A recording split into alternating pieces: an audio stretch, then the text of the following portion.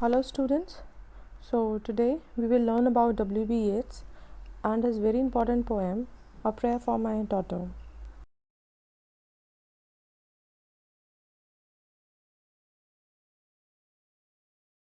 Before discussing the poem, I would like to discuss about the poet William Butler Yeats. He was born in 1865 and he died in 1939. He was an Irish poet, dramatist, prose writer, and one of the foremost figures of the 20th century literature. From his lifespan, you can see that he has experienced World War I, the aftermath of World War I, and he has also felt the imminent World War II, because he died in 1939 and it was in 1939 only that the World War II began. So his poetry is full of gloom, it's full of despair, and is hoping for a better future.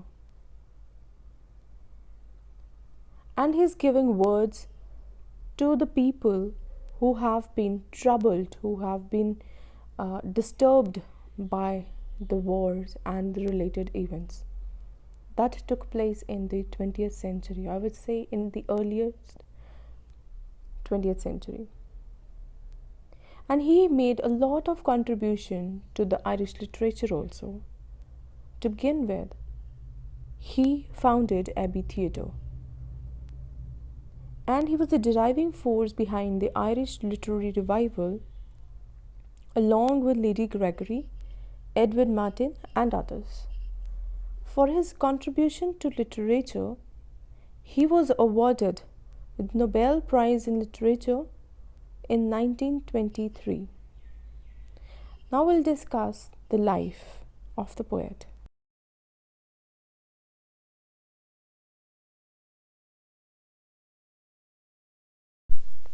Let's talk about life of W.B. Yeats. His father was an Irish nationalist, and quite in opposition to that, his mother believed Ireland should remain under the British rule.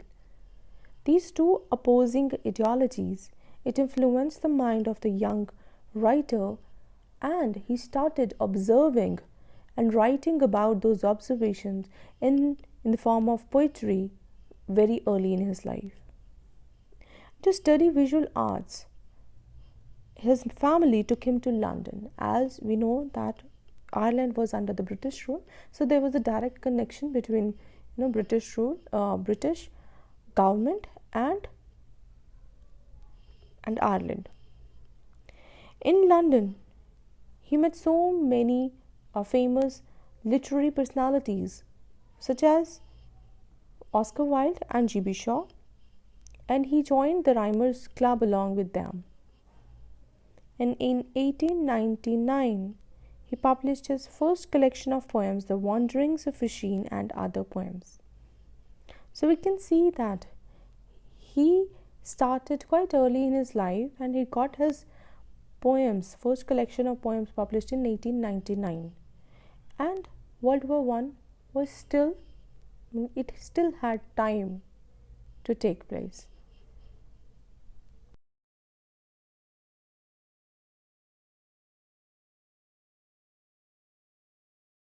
Let's discuss more about his life.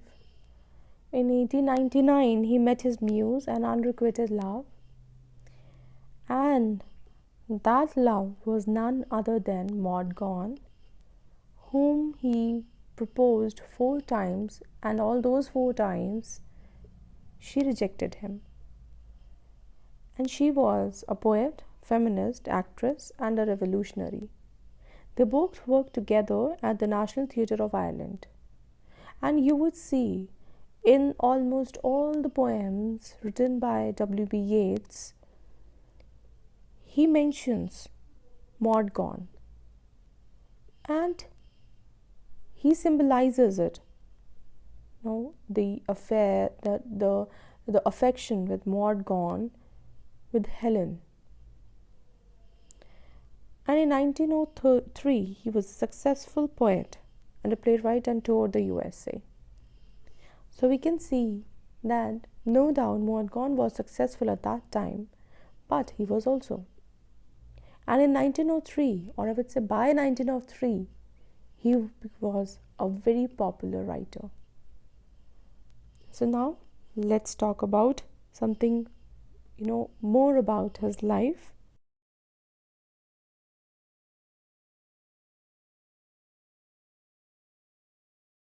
After getting rejected by Maud Gonne in 1917, he married George Hadley's, and you can see her picture from the slide, who fostered his interest in mysticism and automatic writing.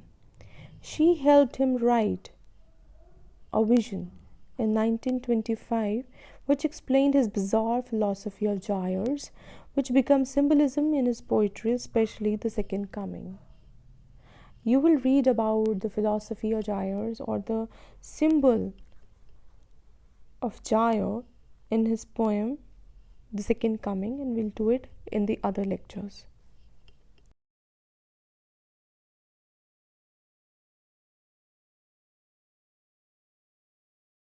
Let's discuss about the poem. The poem, A Prayer for My Daughter, was written on February 26, 1919, and it was published in 1921. And the poem was published as a part of an anthology, Michael Rubatus and the Dancer. This poem was dedicated to his daughter, Anne, who was just 2 days old when he was writing the poem. And he wrote the poem while staying in a tower at Torbellai during the Anglo-Irish War.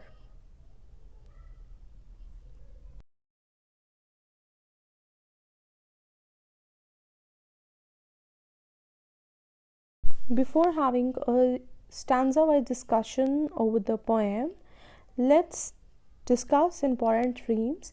So while you will be reading the poem or studying the poem, this information will help you understand the poem better. So the important themes here, as you all know, that in 1914, from 1914 till 1918, World War I was going on, and it brought with it a lot of terror, despair, and people, they had lost hope over humanity, trust over humanity, because every other human being is going against other one. So very important theme here is Anglo-Irish War or Irish War of Independence. And in this poem, as you know from the title itself, A Prayer for My Daughter, Yeats is writing for his daughter, Anne, and is praying for the bright future of his daughter.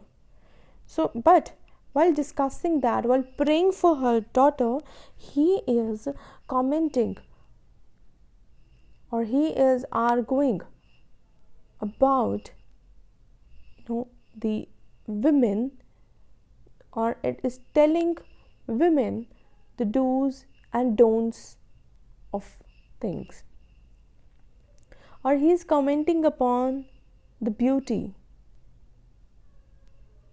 Okay. Another theme here is love and anxiety. Obviously, he was writing a prayer for his daughter, and he was writing it out of love because he loved his daughter a lot.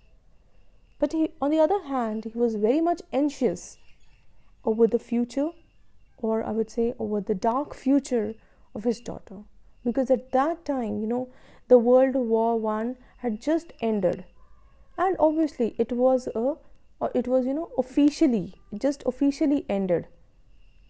The after effects, it was these after effects were still felt by the people. So people were still living in a state of constant despair. They had lost all their hopes. Yeats also was among them. He had lost hope over humanity. And now the girl is born. Now he's thinking, what would be her future. Okay, and apprehension for uncertain future, that is the another theme. Apprehension for uncertain future. Now this future, it is uncertain. I've already told you about it. So this is an important theme again.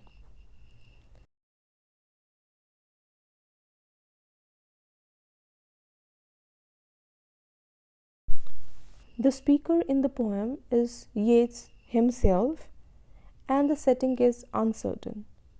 And because he is thinking about the future only, so I would say it was carrying out in his mind only. The whole discussion, the whole events that we'll see in the poem taking place, all these events were happening in the mind of the poet. Now, tone is very much conversational. He is like having a dialogue. He's talking to the reader. It seems that he is talking to the reader and is telling them something. And didactic. While talking to the reader, he is, preaching them also. Okay, with varying tones of gloom, hope, uncertain, fear, and despair.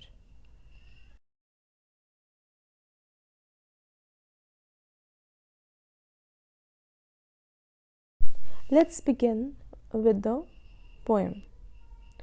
I will read 2 stanzas at a time, as there are 10 stanzas in all. I will read 2 stanzas and I would say I will recite them, because poetry or a poem is to be recited, not to be read. And then I will discuss these 2 stanzas. So let's begin the first stanza. Once more the storm is howling, and half lit under this cradle hood coverlet my child sleeps on.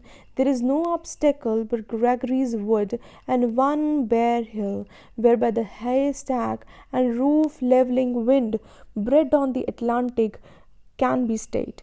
And for an hour I have walked and prayed, because of the great gloom that is in my mind. Stanza 2.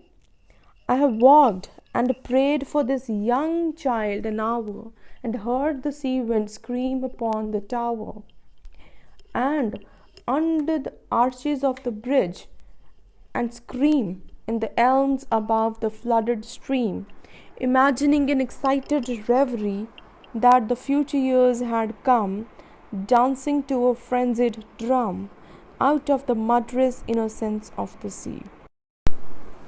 The first stanza, in the beginning also, we can see the symbol of storm. And the poem begins with a very disturbing thing, that is a storm. When you read the title of the poem, you would see that it's a prayer for his daughter. But at initial stage, in the first line only, you see the word storm. So here we can say that the poet is quite anxious, is quite fearful, terrified with the storm.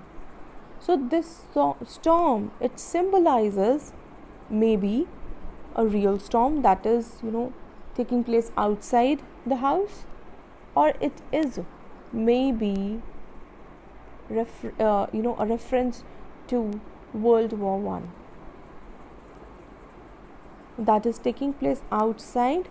And because the future is very much uncertain, because when you are caught in a storm, then your future cannot be decided.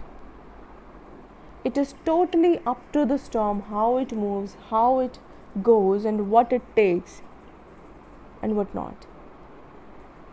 So he says, once more the storm is howling. It means it has happened before also. The storm is howling now. It's making a very fearful, a very trembling sound. And His 2-day-old daughter is sleeping very calmly in her cradle.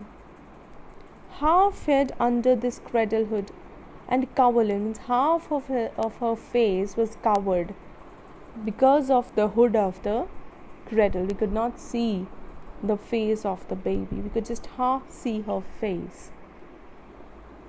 There's no obstacle but Gregory's wood. Perhaps he was living, in some kind of a hill, and near that hill there are some woods, and these woods are of Gregory tree, and only these Gregory trees are there to protect or to stop or to fight the storm, and there is nothing more. And one bare hill. Bare means naked. It shows the the weakness, the weak baby.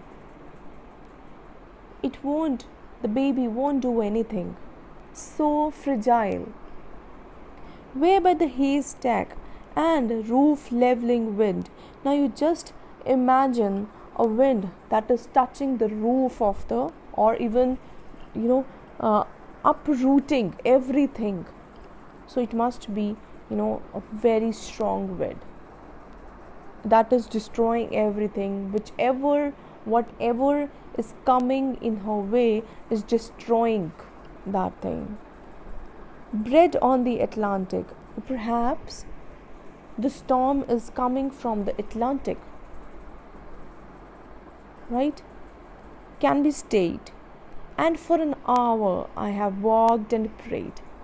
And it's been 1 hour that my daughter has slept, but I am awakened, very much awakened, and I'm walking and I'm praying because of the great gloom that is in my mind. It is the dark future where he was not seeing anything for his child, but he's praying for his 2-day-old daughter. In stanza 2. I have walked and prayed for this young child an hour, and heard the sea wind scream upon the tower, and under the arches of the bridge, and scream in the elms above the flooded stream, imagining in excited reverie that the future years had come, dancing to a frenzied drum out of the murderous innocence of the sea. Now again, the last stanza ended with the same thing, and the next stanza is beginning with the same thing. That in both the stanzas, at both the times, he is simply walking and praying for his daughter. And heard the sea wind scream upon the tower. The tower here is the Thu Belai where he was living. Yeats was living. And he could see the scream coming from everywhere, from the windows, from the arches of the bridge, elms above the flooded stream. From everywhere, the sea was screaming because there was a storm that was destroying. Right? Imagining excited reverie. Here, reverie, students, reverie means literally meaning it's daydreaming, but I don't think that he was daydreaming. Perhaps, or maybe, quite possibly, he was imagining things. It is not like daydreaming where you're lost, where you're actually not conscious what you are thinking. Here it is a very much conscious act. Why? Because he is worried about his daughter, and that worry is not letting him sleep, is not letting him sit at peace. That is why he has been walking and praying for an hour. That the future years had come, dancing to a frenzied drum. Drums are basically the war drums. They're howling. So the future is basically dancing to a frenzied drum. It is not clear what beat it would produce. He's not clear. Out of the murderous innocence of the sea. out of the murderous innocence of the sea. So, like, sea is not doing anything. It is the storm that has been raised on sea has turned the innocence into a murderous one, right?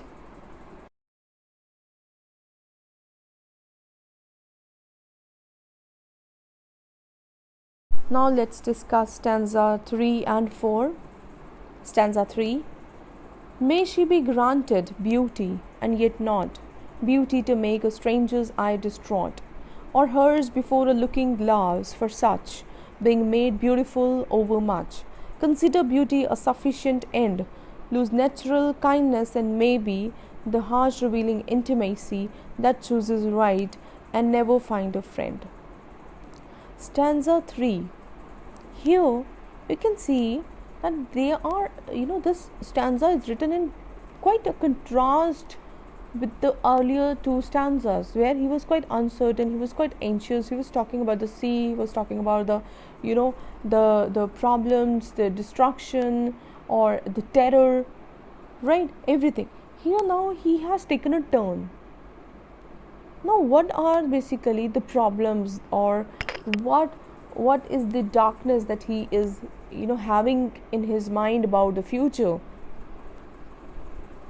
He is actually worried. First of all, he's worried about the beauty, that because like every other father, he also wanted his daughter to be beautiful, but he wanted her to be not so beautiful, to be beautiful but not so much, because that so much of the beauty would make a stranger's eye distraught, or hers before a looking glass, for such being made beautiful overmuch. Now here I would like you to recall, if you've read it, Alexander Pope, The Rape of the Lock. In The Rape of the Lock, the protagonist was Belinda. She was a very beautiful lady, and all the time she used to put makeup on herself, and she used to sit in front of the mirror admiring her beauty, and all the eternity, all the elves, everything was under was preparing her, or was making her more beautiful and more beautiful than before. So he didn't want that kind of beauty he's not praying that kind of beauty for his daughter. Rather, he thinks that consider beauty a sufficient end. Now, one should be beautiful, but should not be that much beautiful so that he or she would get distracted from the ultimate goal of one's life. And that goal is humanity. That goal is giving love to people. Consider beauty a sufficient end. Lose natural kindness and maybe the heart revealing intimacy that chooses right and never find a friend.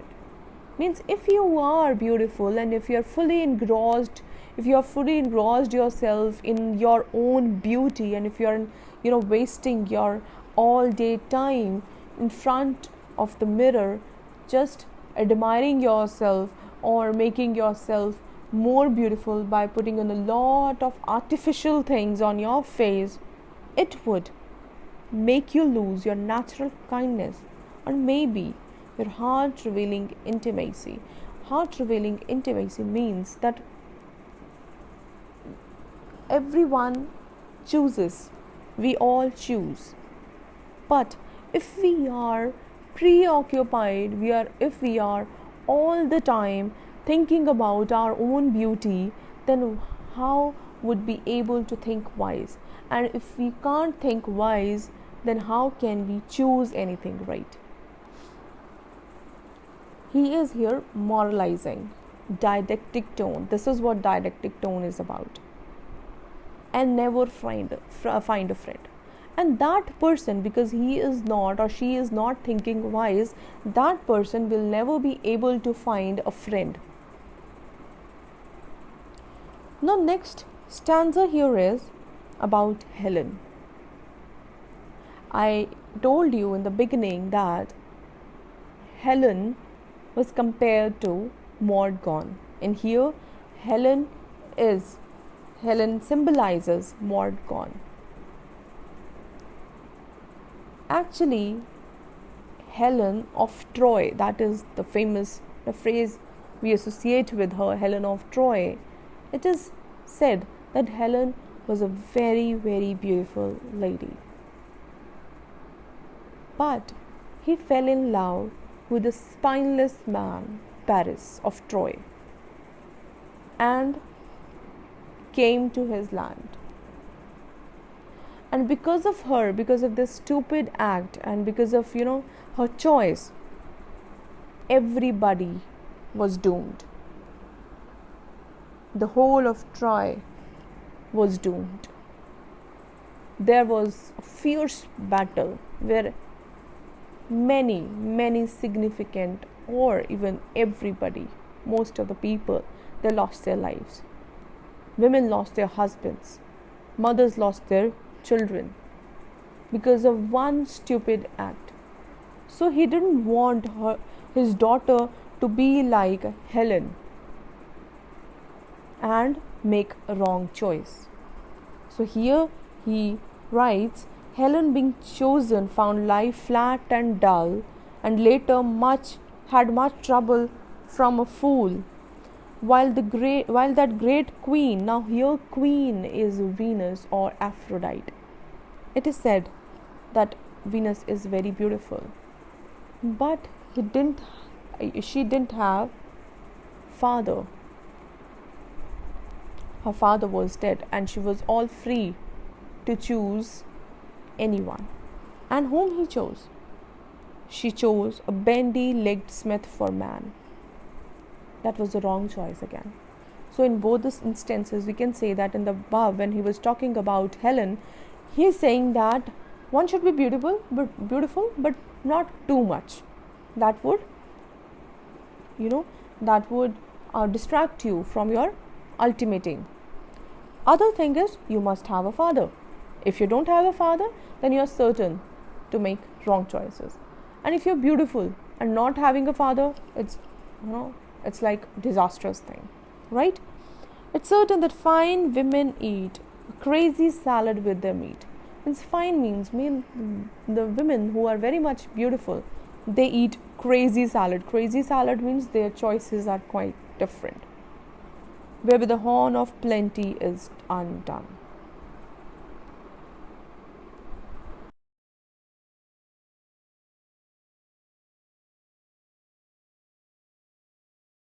Now let's discuss stanza 5 and 6. Stanza 5. In courtesy I would have her chiefly learned, hearts are not had as a gift, but hearts are earned by those that are not entirely beautiful, yet many that have played the fool, for beauty's very self has charmed maid wise, and many a poor man that has roved, loved, and thought himself beloved, and from a glad kindness cannot take his eyes. Now he is saying that I want my daughter to learn this fact, that hearts are not had as gifts, but hearts are earned. Means you can't have love served in a plate. You cannot have love served in a plate for you, and it will not be given to you as a gift. You have to earn somebody's love. If you want to get respected, you have to earn that respect, right? By those that are not entirely beautiful, yet many that have played the fool, for beauty's very self. Means he is saying the people or the women who are not very beautiful, even then they choose or they have good husbands in their lives. They are loved and respected by husbands. From a glad kindness cannot take his eyes away.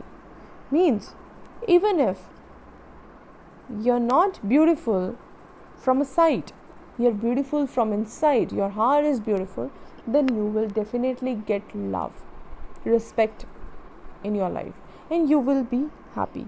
But if you go after looking for a person who will fall in love with you because of your beauty, then it is the stupidest thing.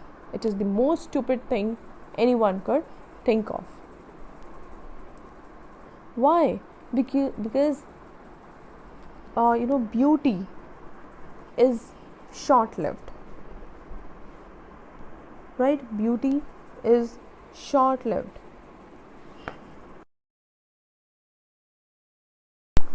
Because beauty lies in the eyes of the beholder. That is a phrase which is quite apt here. Now let's talk about next stanza, that is stanza 6. May she become a flourishing hidden tree, that all her thoughts may like the linnet be, and have no business but dispensing round their magnanimities of sound, nor but in merriment begin a chase, nor but in merriment a quarrel. Oh, may she live like some green laurel, rooted in one dear perpetual praise. Here now we see another symbol, a very significant symbol, is that of tree. That he says that I want her to be like a tree. Who is a giver? A tree is a nurturer, like a mother figure, who never wants anything back. Okay, and he wants her daughter to be like that, and only then she will be able to have love of her husband, respect of her husband, when she will be ready to give her whole self to him, whole life to him, that all her thoughts may like the linnet be. Linnet is a bird, a very beautiful bird that rests in a tree, and he wants, Yeats wants her daughter to be like that tree. And linnet has a very beautiful voice, and she should sing. Sing means that she should work, she should love her husband, and she should not she should not want her husband to go around and looking for other women, and should be, because she is not that beautiful, but her kindness and her heart is very beautiful, that would keep her husband to herself only, and just be like that linnet bird, and have no business but dispensing surround their magnanimities of sound, nor but in merriment begin a chase, nor but in merriment a quarrel. Or may she live like some green laurel, rooted in one dear place, perpetual place. So who should she pick up? Should she pick up to be a tree or that bird, and rooted herself in that one perpetual place, and she live like that tree for the rest of her life, who would not be saying anything, because even if the tree is cut, the tree never says anything, right? So she should live like a tree.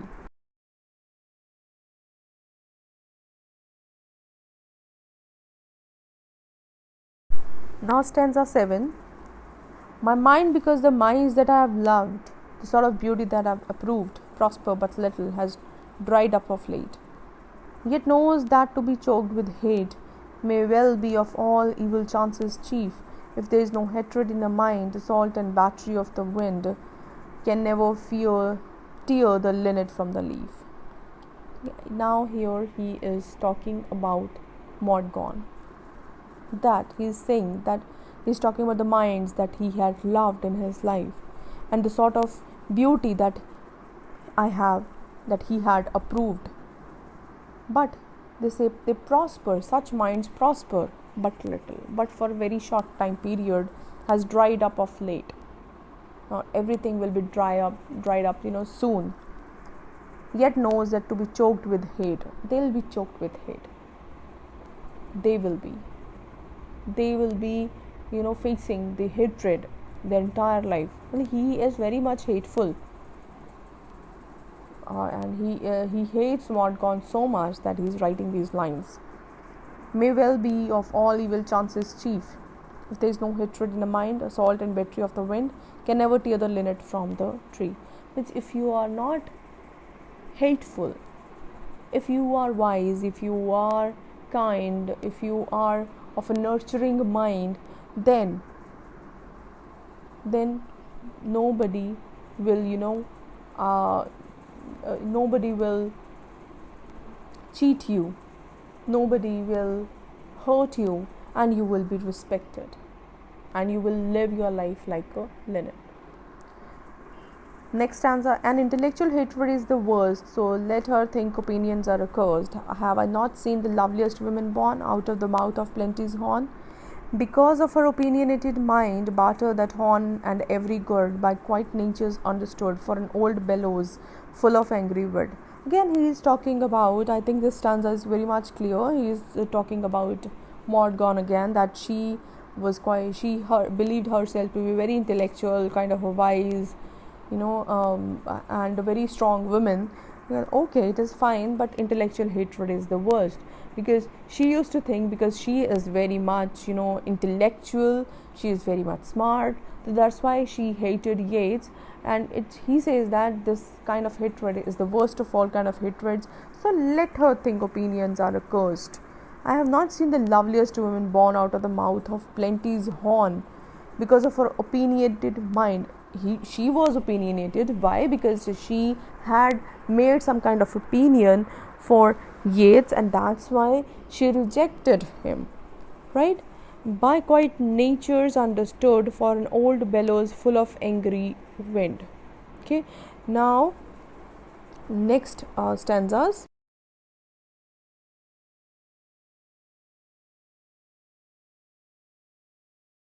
Now we'll do the last two stanzas, stanza 9 and 10. Stanza 9.